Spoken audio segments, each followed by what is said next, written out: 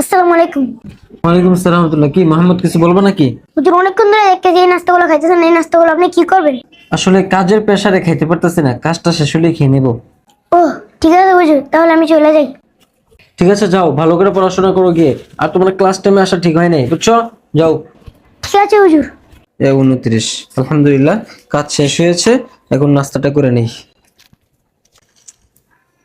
নাস্তা করতে তো ভালো লাগতেছে না। ভালো কথা, ওই সময় মোহাম্মদ কি জন্য আসছিল?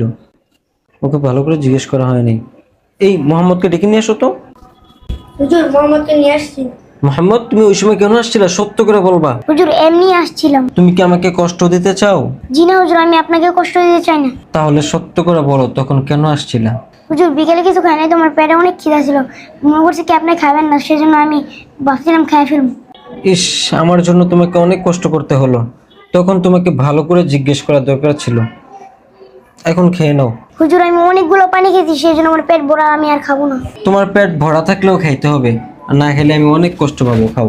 শিক্ষক, অভিভাবক, বড় ভাই সবাই যদি একটু মনোযোগ দেই, তবে হয়তো আর কোনো শিশুকে ক্ষুধা মেটাতে পানি খেতে হবে না।